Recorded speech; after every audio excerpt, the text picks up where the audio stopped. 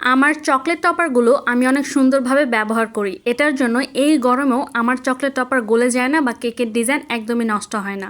বর্তমানে অনেক বেশি গরম, চকলেট টপারের ডিজাইন করলে দেখা যায় ক্রিমটা গলে চকলেটটা সাইড দিয়ে পড়ে যায়, বা অনেক সময় এই চকলেট টপারটাও কিন্তু গলে সাইড দিয়ে পড়ে যায়। এই ক্ষেত্রে কিন্তু ডিজাইনটা অনেক বেশি নষ্ট হয়ে যায়।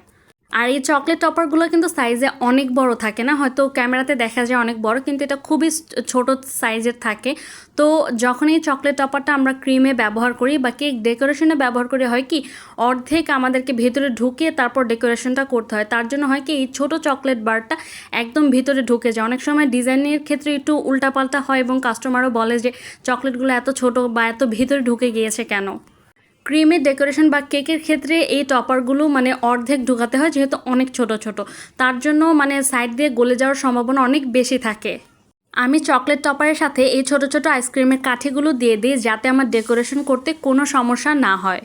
যখন আমি কেকের ভিতরে বা ক্রিমের ডেকোরেশনে চকলেটগুলো দিব, তখন যেন একেবারে ভিতরে ঢুকিয়ে দিতে না হয়, তাহলে ডিজাইনটাও নষ্ট হয়ে যাবে। আর এটা যদি একটু গলে যায়, সাইড দিয়ে পড়ার সম্ভাবনা একদম থাকে না। এই শুধু কাঠিগুলো এত সুন্দরভাবে আমি দিয়ে দিই, তাতে আমার চকলেটের ডেকোরেশনে কিন্তু একটু হেরফের হয় না এবং সাইড দিয়ে গলে পড়ার সম্ভাবনা একদমই নেই। আলহামদুলিল্লাহ, আমি এভাবেই আমার চকলেট টপারগুলো ডেকোরেশন করি, তাতে আমার চকলেট টপারের ডিজাইনও নষ্ট হয় না এবং সাইড দিয়ে গলে পড়ার সম্ভাবনাও একদম নাই।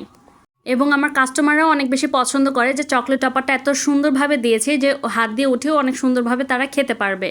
এই ছোট ছোট কাঠিগুলো ব্যবহারের মাধ্যমে আমার চকলেট টপারটা অনেক সুন্দরভাবে ডিজাইন করে দেওয়া যায় এবং সাইড দিয়ে গলে পড়ার সম্ভাবনাও নাই। এই ছোট কাঠিটাও কিন্তু অনেক সুন্দর একটা কাজ করছে আমার কেকের ক্ষেত্রে। এবং এটা আমার নিজের চিন্তা ভাবনায় ছিল, আমি কোথা থেকে দেখিনি। আমি যখন চকলেট টপার নিয়ে কাজ করতাম তখন দেখতাম চকলেট টপার একেবারে ভিতরে ঢুকিয়ে দিতে হয়। এক্ষেত্রে ডিজাইনের একটু হেরফের হতো এবং সাথে চকলেট টপার গরম থাকলে সাইড দিয়ে একদম পড়ে যেত। অনেক কাস্টমার আমাকে ছবি পাঠাতো, তো ভাবলাম এটা একটা সলিউশন করি। তো পরে যে আমি বের করলাম যে না, এটা আমি স্টিক দিয়ে করলে কিন্তু এটা অনেক অনেক বেশি সুন্দর দেখা যাবে।